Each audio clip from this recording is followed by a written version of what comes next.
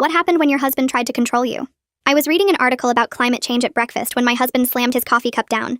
Would you stop trying to be so woke already? He shouted while our 3 teenage sons burst out laughing. Nobody cares about your liberal bullcrap. Maybe focus on being a wife and mother instead of pretending you understand politics. My oldest son said through his laughter, "Yeah, Mom, you're embarrassing. Tyler's mom doesn't act like she knows everything." My middle son added, "Tyler's mom is normal.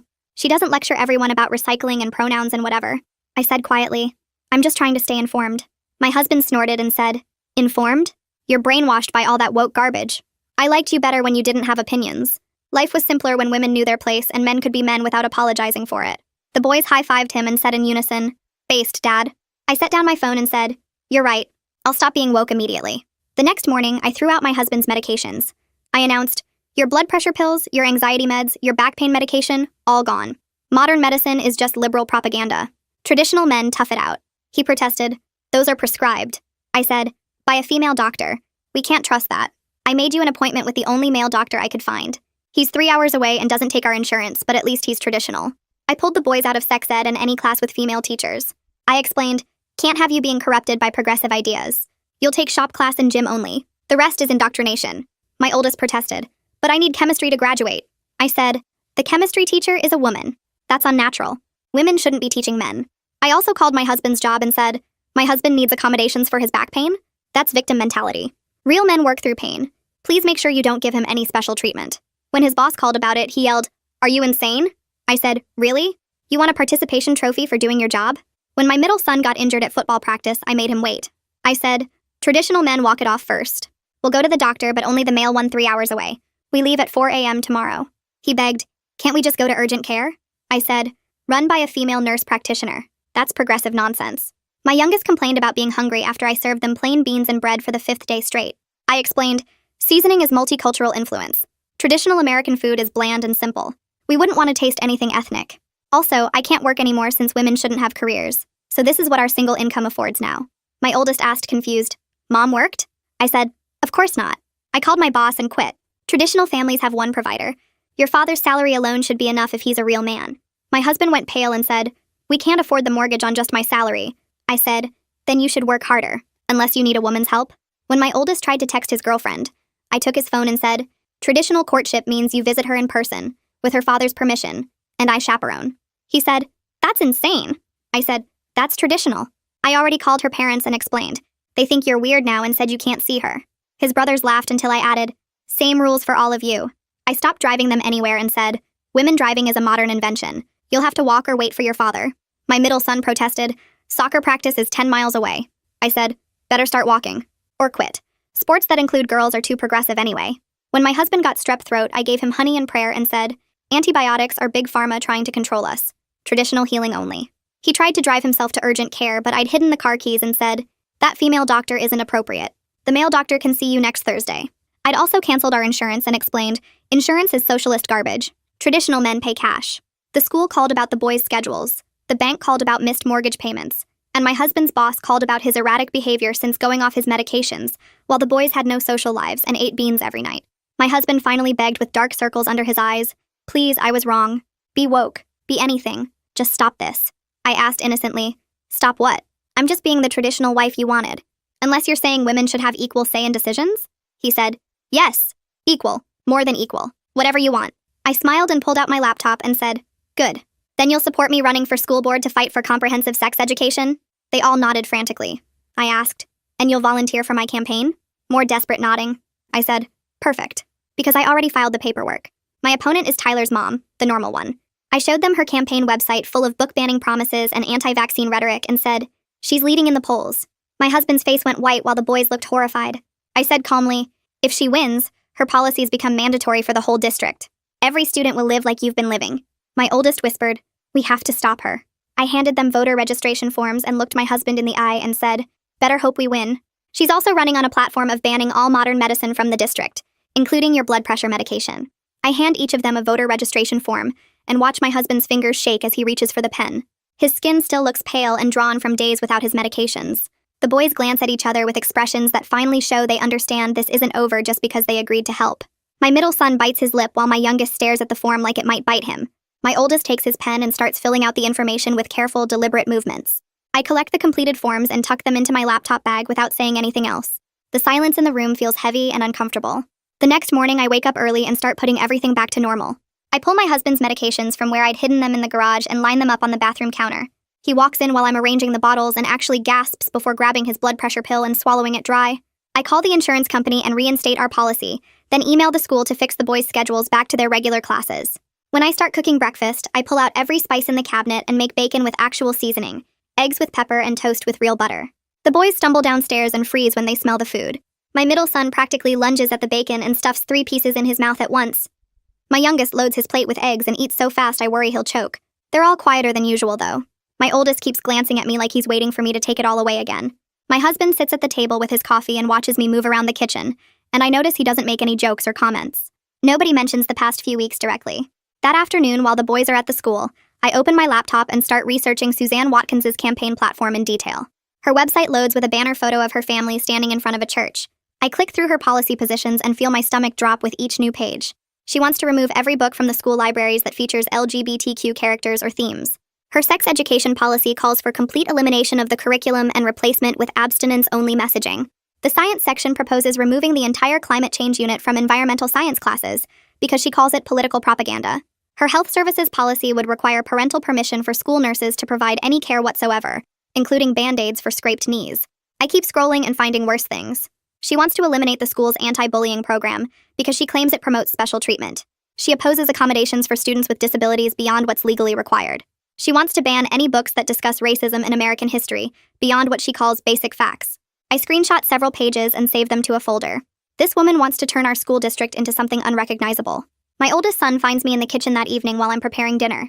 He hovers near the doorway for a minute before asking if his girlfriend can come over. I tell him yes without making him explain or justify it. He shifts his weight from foot to foot, and then says quietly that he's sorry he said I was embarrassing. He adds that Tyler's mom is actually kind of scary when you really look at what she believes. I thank him for the apology and tell him it's a start. He nods and turns to leave, then stops and mentions that his girlfriend has been helping him understand some things about how he used to talk to people. I ask him to set an extra place for dinner and watch him walk away looking thoughtful instead of defensive.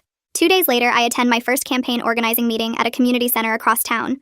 I walk into a room packed with at least 30 other parents, all sitting in folding chairs arranged in rough rows. Nicole Houston stands at the front with a clipboard and a laptop connected to a projector. She's younger than I expected, maybe early 30s, with dark hair pulled back and an intensity that makes everyone pay attention. She starts the meeting by outlining exactly what we're up against. Suzanne has name recognition from years of PTA involvement and church leadership. She has funding from several conservative organizations outside our district.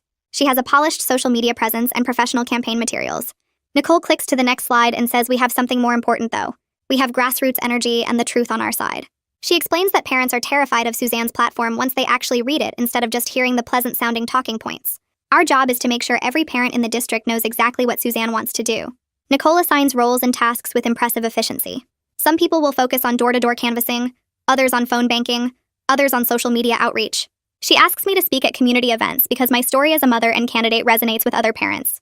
The next afternoon, I take my middle son to see the male doctor 3 hours away for a follow-up on his football injury.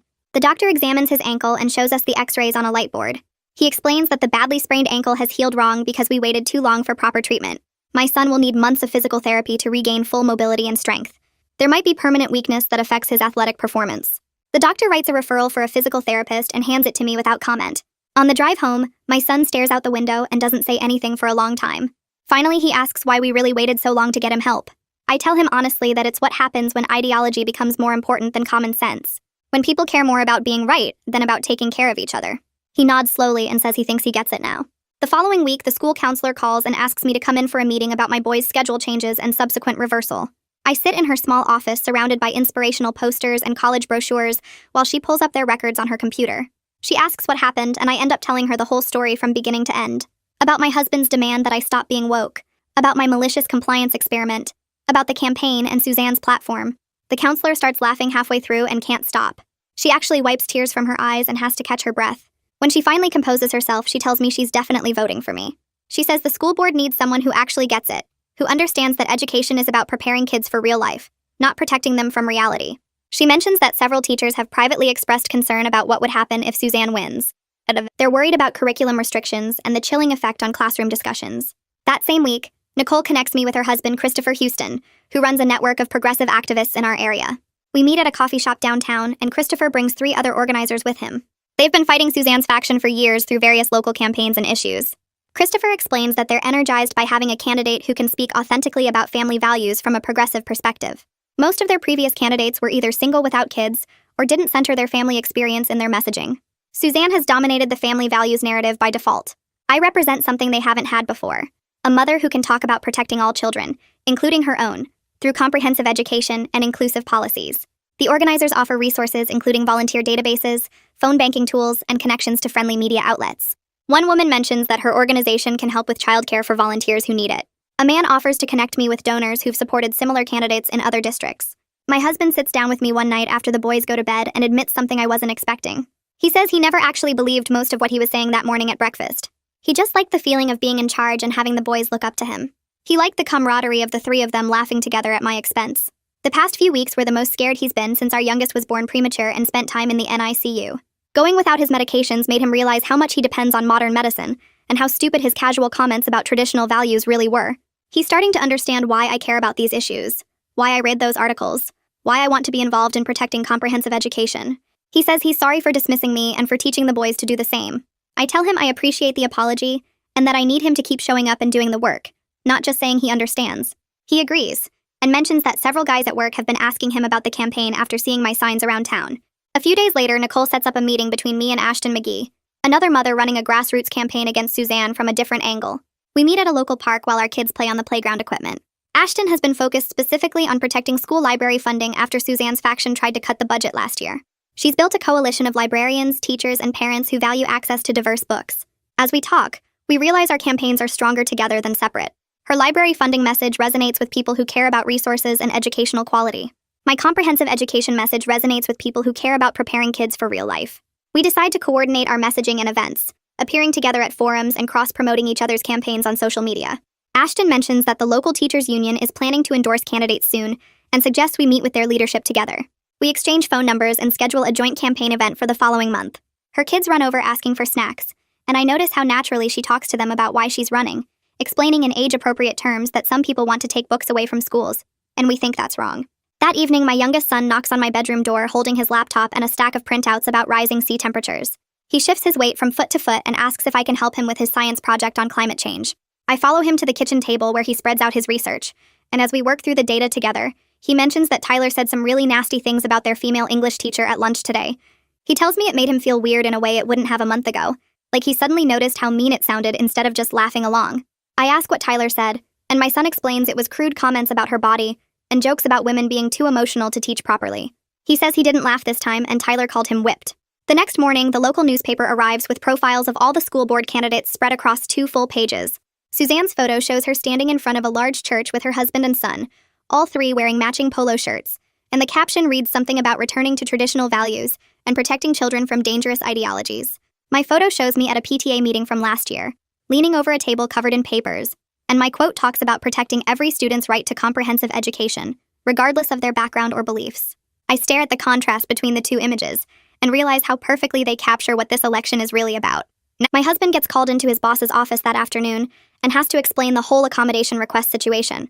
He comes home looking embarrassed but also kind of amused, and tells me his boss laughed so hard she had tears running down her face. She apparently told him he's lucky to have a wife who fights that hard to make a point, and said she's voting for me because anyone who can teach their family a lesson like that deserves a spot on the school board. My husband admits it was mortifying to explain, but also that his boss's reaction made him see the whole thing differently. Like maybe my methods were extreme, but the lesson was necessary. That weekend, I start canvassing door to door with campaign flyers and voter information, and all 3 boys come with me even though they complain about walking in the heat. My oldest is awkward and stumbles over his talking points. My youngest mostly just hands out flyers without saying much, but my middle son surprises me by being genuinely good at this. He talks to other teenagers about why comprehensive sex education matters, and uses his own football injury as an example of why access to good healthcare shouldn't depend on ideology. I watch him explain to a girl around his age how scary it was to be hurt, and not able to see a doctor right away, and she nods along and says her mom has been on the fence about voting, but this conversation might change her mind. We cover 12 blocks that day, and my feet ache, but I feel like we actually reached people instead of just dropping flyers and running. The following Tuesday, there's a community event at the public library for local voter registration, and both Suzanne and I show up to work the crowd. I watch her from across the room, and she's incredibly polished and confident, moving from group to group with perfect timing and always saying exactly the right thing to make people nod and smile. She talks about parental rights and protecting innocence and keeping schools focused on basics instead of social agendas, and it all sounds so reasonable until you actually think about what she means by those phrases. I see parents gravitating toward her because she looks and sounds like someone who has it all together, someone who represents stability and traditional family values. A local parents group invites both of us to speak at their monthly meeting the next week, and Suzanne goes first with a slick presentation on her laptop. She shows out of context quotes from books in the school library that sound shocking. When you don't know the full story, talks about moral decline and dangerous ideologies corrupting children, and uses statistics about test scores that seem to support her argument until you dig into the actual data. Parents in the audience look genuinely concerned by the time she finishes, and several people applaud loudly. When it's my turn, I don't have a fancy presentation, just my own story. I tell them about that breakfast when my family demanded I stop being woke, and what happened when I gave them exactly what they asked for. I explain how my husband suffered without his medications, how my middle son's injury got worse because we couldn't access proper care, how my boys lost educational opportunities and social connections. I watch parents in the audience start nodding, and some actually laugh in recognition like they've seen similar dynamics in their own homes. I tell them Suzanne's policies would make those restrictions mandatory for every family in the district, whether they want them or not. After the meeting, 3 mothers approach me privately while I'm packing up my materials. The first one tells me about her daughter being told she's too emotional for advanced math by a male teacher who thinks girls can't handle STEM subjects. The second shares how her son got punished for crying after he fell on the playground, because the principal said boys need to toughen up. The third explains that her teenager asked basic questions about puberty and relationships, and she realized she had no idea how to answer, because her own parents never taught her anything. All 3 of them pull out their phones right there and register to vote specifically to oppose Suzanne. My oldest son's girlfriend comes over for dinner a few days later, and I notice how different he acts now compared to a month ago. He listens when she talks about her college plans without interrupting or trying to redirect the conversation to himself. He asks follow-up questions about her interests instead of dismissing them as boring. After she leaves, he sits with me in the kitchen while I clean up and tells me she's been helping him understand why the things he used to say were hurtful. He mentions specific comments he made before about women being too sensitive or feminism going too far, and he says she explained patiently why those ideas hurt real people, including her. He admits he's actually listening now instead of just waiting for his turn to talk. The campaign work piles on top of everything else I do, and some nights I fall into bed at 11 wondering if I'm completely crazy to think I can win this race against someone with more money and better name recognition.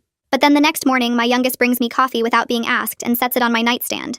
He tells me I've got this and that. Everyone at the school is talking about how cool it is that someone's mom is actually running for something instead of just complaining. He says even kids whose parents support Suzanne think it's impressive that I'm trying. Elliot Singh shows up at my door 3 days later with a recorder and a notebook. We sit at the kitchen table where this whole thing started, and he jumps right into questions about my platform and qualifications. He asks what makes me think I can handle school board politics when I've never held office before. I start explaining my research into curriculum standards, and he interrupts to ask specific policy questions about Title IX compliance and state education codes. I answer without hesitating, citing the articles I've been reading for months, and halfway through explaining the difference between comprehensive sex education and abstinence-only programs, I realize I actually know this stuff cold. All those mornings my husband mocked me for reading about climate change and social issues gave me a real education in how policy and governance actually work. Elliot scribbles notes and asks about my opponent's book banning list. I name 6 titles Suzanne wants removed and explain what each book actually teaches kids about identity, resilience, and finding themselves. He raises his eyebrows and says most candidates can't name 3 books on any list. The interview runs 90 minutes, and when he leaves, he mentions the feature will run in Sunday's paper. Victoria Ramey calls me that afternoon and asks if I want to meet for coffee. We sit in a corner booth at the diner on Main Street, and she tells me she's been fighting Suzanne's faction alone on the board for 2 years. She looks tired but excited to potentially have an ally. She explains how the board actually works, which members vote together, where the real power struggles happen behind the scenes. She says Suzanne's 2 allies always vote as a bloc, and they've killed every progressive initiative she's tried to pass. Victoria pulls out a folder with voting records and budget documents, showing me exactly where the fights will be hardest. She warns me that even if I win, the work is just beginning because Suzanne's supporters will fight every single policy change. She also mentions that 3 board seats are up for election in 2 years, and we need to start planning now for who might run. I take notes on everything and realize this is way more complicated than I expected, but Victoria seems genuinely hopeful that together we can actually shift things. My husband starts coming to campaign events with me on weekends. I can tell it's uncomfortable for him when his coworkers drive past and see him holding signs about comprehensive sex education and LGBTQ inclusive curricula. His face goes red and he shifts the sign to try hiding his face, but he doesn't leave. One of his buddies from work pulls over and yells something about him being whipped, and my husband just waves and keeps holding the sign. Later, he admits it's hard because the guys at work have been giving him grief about me running, making jokes about who wears the pants in our family. But he shows up anyway at the next event, and the one after that. It matters more than I expected that he's willing to be uncomfortable in public to support something he used to mock me for caring about. He's not perfect, and sometimes I catch him looking embarrassed, but he stays put, and that's what counts. Nicole calls me in a panic because Suzanne's campaign just released an attack ad. I watch it on my phone and my stomach drops. The ad shows scary music and dark images while a voice calls me a radical progressive who wants to sexualize children and push woke ideology on innocent students. It uses quotes from my campaign materials completely out of context to make it sound like I want to teach kindergartners about sex. My first instinct is to panic and call Nicole back asking what we do now. She talks me down and explains this actually means they're worried. She says you don't attack candidates you think you can ignore, and the fact that they're spending money on attack ads means their internal polls must show the race tightening. She reminds me that attack ads often backfire because they make the attacker look desperate and mean. We schedule an emergency meeting with the campaign team to plan our response. We decide to release our own ad featuring local parents talking about why they support comprehensive education. We film it in people's living rooms and backyards, keeping it simple and authentic. Parents explain wanting their kids to have accurate health information and access to diverse books that reflect different experiences. My middle son insists on appearing in the ad even though I'm scared about putting him in the public eye. He talks directly to the camera about his football injury and how important it is to have access to good health care and accurate information when you need it. He mentions that kids deserve to know the truth about their bodies and their options. I'm watching through the camera screen while he films, and I'm both proud and worried about what this might mean for him at the school. But he's calm and clear, and when we finish filming, he says he wanted to help because this matters. The ad goes live 2 days later and starts getting shared all over social media. The mortgage company calls again, but this time it's different. The officer on the phone confirms we're back on track with payments now that I'm working again. She mentions she's seen my campaign signs around town and plans to vote for me. She explains quietly that her daughter is gay, and she's scared about what Suzanne would do to the school environment if she wins. She says her daughter already faces enough challenges without the school board making it worse. She thanks me for running and wishes me luck before hanging up. I sit there holding the phone for a minute after the call ends, thinking about how many families are dealing with similar fears about what happens if Suzanne's policies become reality. 3 weeks before the election, we have our first debate at the community center. Suzanne shows up in a navy suit looking polished and prepared. She hits all her talking points about parental rights and traditional values, speaking smoothly about protecting children from inappropriate content and letting parents decide what's best for their families. When it's my turn, I counter with specifics about what students actually need. I talk about comprehensive health education that teaches kids about consent and healthy relationships. I mention diverse literature that helps all students see themselves reflected in what they read. I explain science curriculum that prepares kids for the reality of climate change and environmental challenges. Suzanne keeps her answers vague and emotional, while I give concrete examples and policy details. I can see some people in the audience nodding when I speak, but others look skeptical or angry. Someone from the audience asks about book banning during the question period. Suzanne gives a rehearsed answer about age-appropriate content and protecting innocence, saying parents have a right to shield their children from mature themes. I wait for her to finish and then ask if she's actually read the books she wants to ban. She hesitates and says she's reviewed summaries and concerning passages. I list 3 books from her target list and explain what they're really about. One is about a kid surviving their parents' divorce, another is about a teenager figuring out their identity, and the third is about friends supporting each other through hard times. I explain these aren't the scary quotes taken out of context that her campaign shares, but actual stories of kids finding themselves and surviving difficult situations. I mention that banning books doesn't protect children. It just keeps them from finding stories that might help them feel less alone. Several parents in the audience start clapping before the moderator reminds everyone to hold applause until the end. My youngest son comes home from the school the next week with a story about Tyler. He says Tyler got in trouble for saying something racist in class, and when the teacher addressed it, Tyler said his mom told him it was just being honest, and people are too sensitive now. My son explains that he stood up and disagreed with Tyler right there in class. He told Tyler that saying hurtful things isn't the same as being honest, and that understanding how words affect people isn't being too sensitive. He admits Tyler's his friend, and it was hard to call him out, but he's starting to see how Tyler's mom's ideas actually hurt real people. He mentions other kids in class backed him up and the teacher thanked him for speaking up. I ask if things are weird with Tyler now and he shrugs and says maybe, but some things are more important than keeping a friend comfortable. We hold a rally 2 weeks before the election at the park downtown. I'm expecting maybe 20 people based on our previous events, but over 100 show up. Parents bring their kids, teachers come during their off hours, and even some students who can't vote yet hold signs supporting comprehensive education. Nicole organized everything perfectly with a small stage and a sound system. Local parents speak about why they're supporting my campaign, sharing personal stories about their kids and their fears about Suzanne's policies. When it's my turn to speak, my husband stands next to me on the makeshift stage holding my hand. I look out at all these people who showed up on a Saturday morning to support something they believe in, and I have to pause for a second before starting. My husband squeezes my hand, and I can see he's genuinely proud, not embarrassed or uncomfortable like he used to be. I talk about fighting for every student's right to comprehensive education and protecting access to diverse books and accurate information. The crowd cheers and holds up their signs, and for the first time, I think we might actually have a chance at winning this thing. 2 days later, my phone starts blowing up with messages about a new attack ad from Suzanne's campaign. I pull it up online and watch this slickly produced video that shows photos of our house and my husband's workplace, while a serious voice talks about unstable families and questionable judgment. The ad claims my husband had a mental breakdown at work and implies I'm too busy with radical politics to take care of my family properly. It's a complete distortion of what actually happened, taking the weirdness from my malicious compliance experiment and spinning it like we're genuinely dysfunctional. I feel sick watching it, worried about how this will affect my husband's job and what people will think. But then the comments start rolling in on the campaign's social media. Parent after parent who knows us personally calls the ad disgusting and desperate. Someone posts a photo from the rally showing our whole family together looking happy and supportive. My husband's coworkers start defending him online, explaining he's a respected employee, and the ad is full of lies.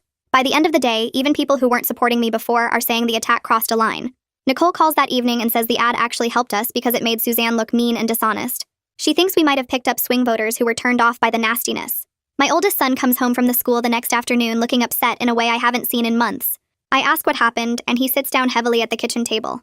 He explains that Tyler said something really crude about Mrs. Stevenson, their English teacher, during class discussion. Something about how she probably only got her job because of diversity hiring and she's too emotional to teach properly. My son says he felt his face get hot, and before he could stop himself, he stood up and told Tyler that was completely inappropriate and disrespectful. He said Mrs. Stevenson is one of the best teachers in the school, and Tyler was being a jerk just like his mom taught him to be. The whole class went silent and Tyler's face turned red. The teacher thanked my son for speaking up, but he could tell Tyler was furious. After class, Tyler cornered him and said they were done being friends if he was going to side with feminists over his boys. My son told Tyler that was fine because he didn't want to be friends with someone who treated women like that anyway. He admits to me now that it hurts losing a friend he's had since elementary school, but he couldn't just sit there and let Tyler talk about a teacher like she was worthless. He says some friendships aren't worth keeping if they mean becoming a worse person yourself. I hug him and tell him I'm proud of him, even though I know it cost him something real. The following Monday, Nicole calls an emergency meeting because new polling data just came in. We all crowd into her living room and she pulls up the numbers on her laptop. With 1 week left until the election, Suzanne is ahead by 3 points. It's closer than anyone expected, but she still has the edge. Nicole explains that 3 points is within the margin where strong turnout could flip everything. If we can get every single supporter to the polls and maybe convince some undecided voters in the final days, we have a real shot. She's already organized a massive effort for the last week, assigning different neighborhoods to different volunteers. My whole family commits to spending every evening after school and work going door to door. My husband takes time off work for the final 3 days to canvass full-time.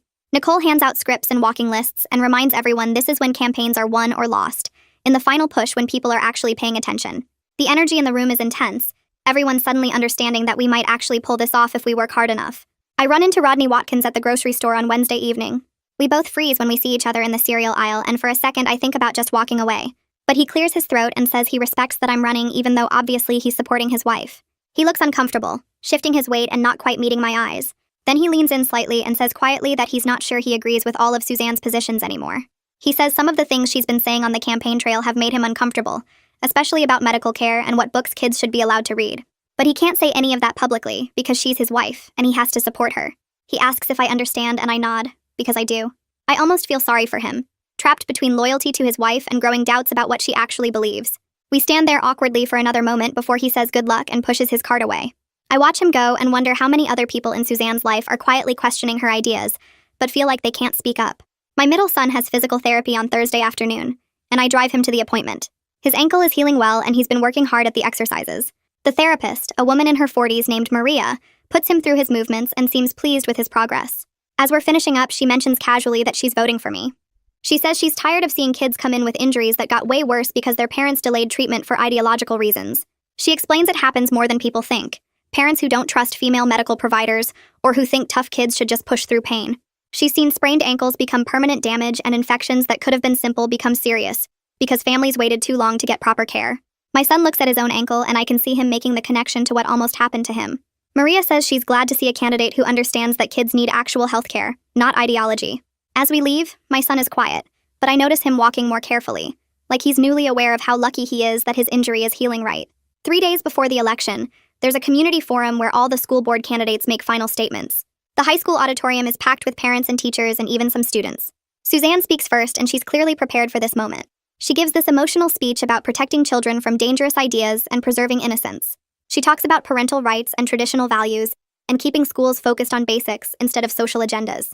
Her voice catches at certain points like she might cry, and I can see people in the audience nodding along. When it's my turn, I walk up to the microphone and take a breath. I talk about trusting kids with truth because that's how we prepare them for the real world. I explain that comprehensive education means giving students the tools they need to think critically and make informed decisions. I say that banning books and limiting information doesn't protect kids, it just leaves them unprepared for life. I talk about believing in their ability to handle complex ideas and difficult topics because they're smarter and more capable than we sometimes give them credit for. The applause when I finish is strong, but I can tell the room is divided. Some faces supportive and others clearly opposed. After the forum ends, people mill around talking and I'm shaking hands and answering quick questions. A man approaches me with his teenage daughter, maybe 15 or 16 years old. He introduces himself and says his daughter came out to him last year. His voice is shaky when he explains that he's scared of what will happen to her at the school if Suzanne wins. He says she's already a target for some kids and he's worried that Suzanne's policies would make it officially acceptable to treat her badly. His daughter adds that she's heard kids say cruel things because they know Suzanne's campaign has made that kind of talk more acceptable. She says some teachers have tried to shut it down, but other teachers seem fine with it now. They both thank me for running and say they're counting on me to protect kids like her. I promise I'll fight for every student's right to feel safe at the school. But after they walk away, I feel the weight of how much is riding on this election. It's not just about policy anymore. It's about real kids who are watching to see if adults will protect them or abandon them. Election day arrives and I'm too nervous to eat breakfast.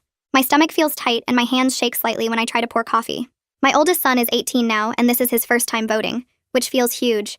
My younger two boys are coming to watch and volunteer as poll observers with me even though they can't vote yet.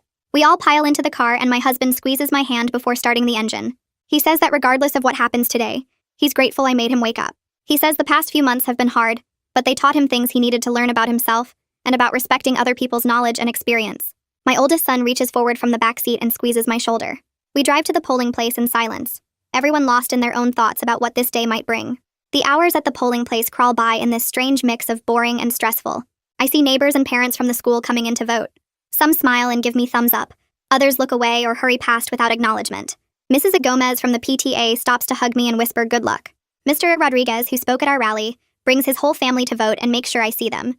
But I also see plenty of people who I know support Suzanne, and the looks they give me range from cold to hostile. I try to stay positive and thank everyone for voting regardless of who they're supporting, but it's exhausting. My boys take shifts as poll observers, watching the process and making sure everything runs smoothly. Around 3 in the afternoon, my middle son mentions that Suzanne is at a different polling location across town, probably having the same weird experience of watching democracy happen while your fate hangs in the balance. I imagine her standing there greeting voters, both of us waiting for the same results that will mean totally opposite things to our families. That evening, we gather at Nicole's house with the campaign team to watch results come in. Her living room is packed with volunteers and supporters, everyone crowded around laptops and phones showing live updates. The first precinct results post around 7:30, and my stomach drops when I see Suzanne ahead by almost 200 votes.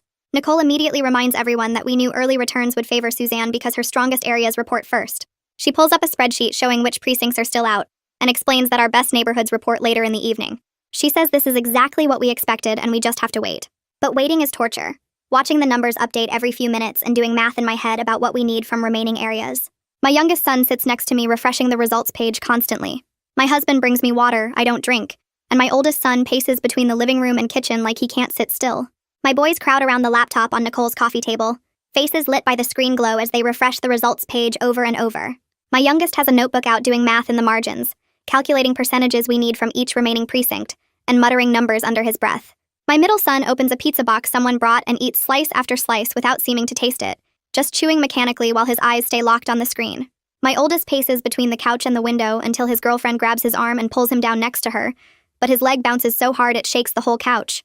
Around 9, the numbers shift again, and I watch the gap narrow from 300 votes to 200, with 3 precincts still out. The room goes completely quiet except for someone's nervous humming. I think it's one of the volunteers and the steady thump of my husband's knee hitting the table leg as he bounces it up and down. Nicole pulls up her spreadsheet again and points to the remaining precincts, explaining which ones should favor us. But her voice sounds tight and I can tell she's nervous too, despite trying to project confidence. My youngest announces we need 62% of the remaining vote to win, and everyone stares at the screen like we can make the numbers change faster by looking harder.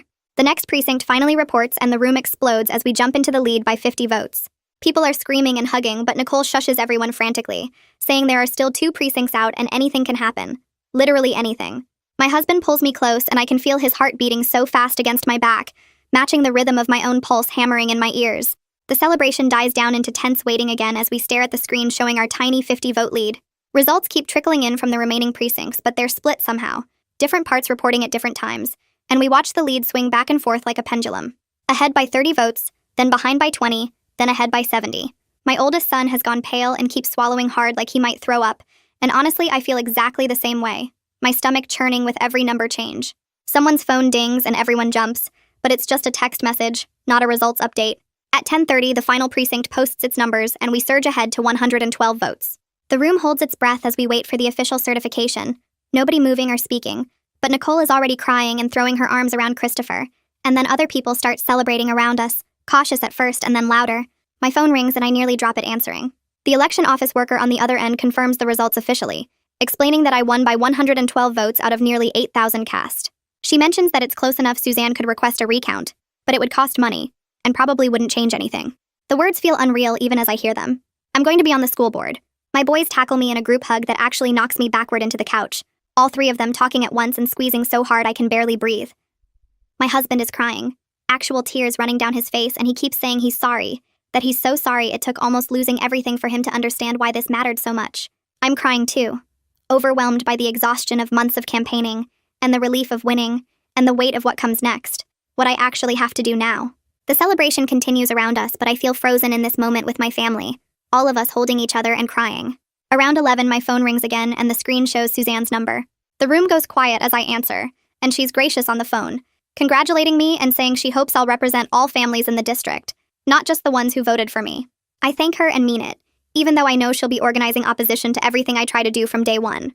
Democracy is messy like that, full of people who disagree but have to find ways to work together anyway. The local news runs the story that night with footage from both our watch parties, and Elliot's article goes up online immediately after the official call.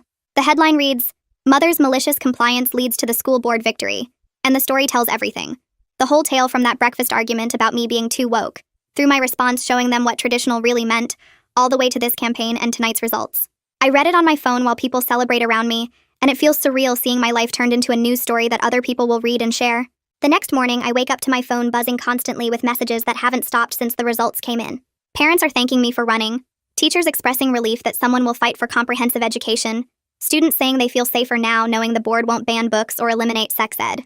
But mixed in with the supportive messages are angry ones from Suzanne's supporters calling me names I won't repeat, and threatening to make my time on the board absolutely miserable, promising to show up at every meeting to oppose me, vowing to make sure I regret winning. Victoria calls around noon the next day to officially welcome me to the board, but her tone is serious rather than celebratory. She explains that Suzanne's faction still controls 2 seats on the 7-person board, which means every single vote will be a battle that requires careful coalition building and strategic timing. I take notes while she talks, writing down the names of the other board members and where they stand on various issues. She warns me that some members vote based on politics, others based on personal relationships, and a few actually vote based on what's best for students, so I'll need to figure out who's who fast. We schedule a meeting for later that week so she can walk me through the policy documents I'll need to understand before my first official meeting in 2 weeks. After we hang up, I stare at my notebook full of names and notes and realize I have no idea what I'm actually doing, but I guess that's never stopped me before. The next 2 weeks become a crash course in the school board operations as I spend every spare moment reading policy manuals, budget documents, and meeting minutes from the past year. Victoria meets with me 3 times during this period, helping me understand which battles are worth fighting immediately and which need more groundwork first. She explains that some issues have enough support to pass right away, while others will require months of community organizing and coalition building before we can even bring them to a vote. I learn about Robert's Rules of Order, budget line items, state education codes, and the complicated politics of 7 people trying to govern schools while dealing with their own egos and agendas. My oldest son's girlfriend comes over one afternoon during this preparation period, and while the boys are upstairs gaming, she sits with me in the kitchen and drops a bomb. Her parents are getting divorced, and her mom specifically mentioned my campaign as inspiration to stop accepting her dad's dismissive treatment of her opinions and career. I don't know what to say at first because being someone's inspiration for divorce feels weird and heavy, but then she adds that her mom seems genuinely happier now, lighter somehow, like she's been carrying a weight for years and finally put it down. The girl thanks me for running and says watching the campaign taught her that women don't have to accept being treated as less than, and she's grateful her mom is learning that too, even if it means her family is changing. The school counselor who supported me during the campaign reaches out about forming a student advisory committee that would give kids actual input on policies affecting them.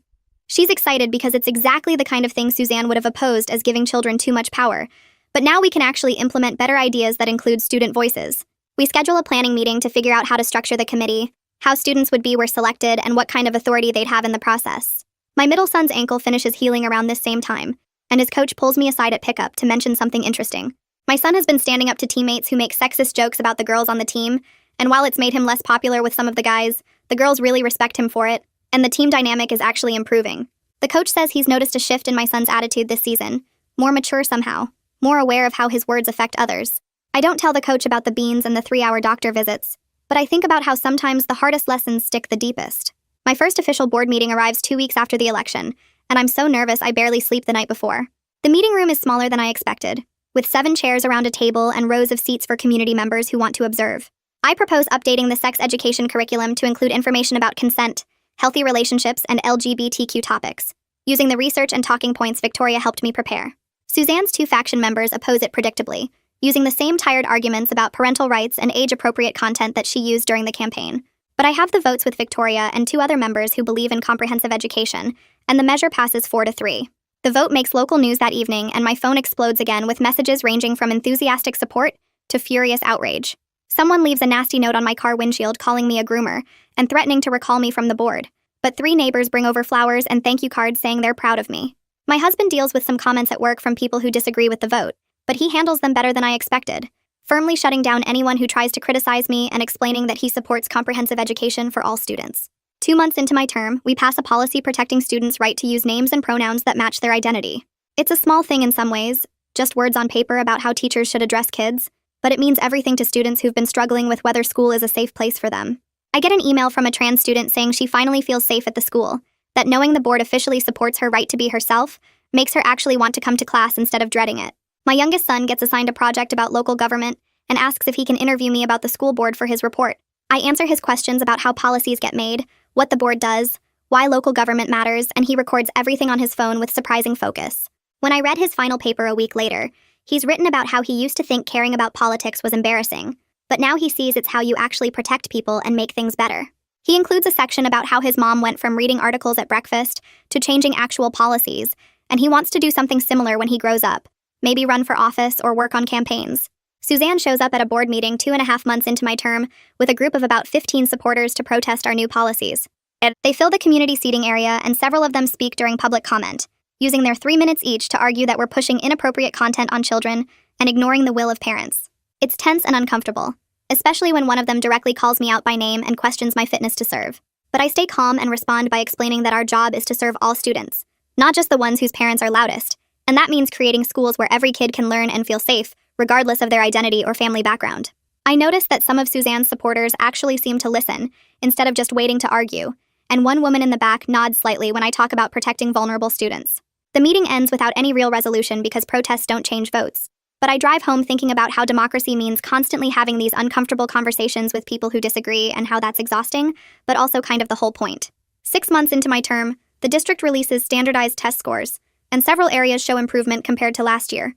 It's way too early to say our new policies caused the changes, but the data definitely hurts Suzanne's whole argument that progressive education destroys student learning. Victoria calls me the morning the scores come out, and we spend an hour going through the numbers together, highlighting which ones matter most. She suggests we get the information to Elliot at the paper before Suzanne's people can spin it their way. I email Elliot with the data and some context about what it means, and he runs a front-page story the next day with the headline comparing our district's gains to neighboring districts that didn't change anything. Suzanne shows up at the next board meeting claiming the improvements have nothing to do with policy and everything to do with teachers working harder despite our interference, but parents in the audience aren't buying it anymore. My husband comes home from work one evening looking both excited and kind of shocked. His boss called him in that afternoon and offered him a promotion to senior manager with a significant raise. During the meeting, she apparently told him that over the past year she's watched him grow into someone who actually listens when women on his team speak up, and that skill made him the obvious choice for the position. He sits at the kitchen table telling me this and admits that learning to listen to me, really listen instead of just waiting to argue, changed how he interacts with everyone at work.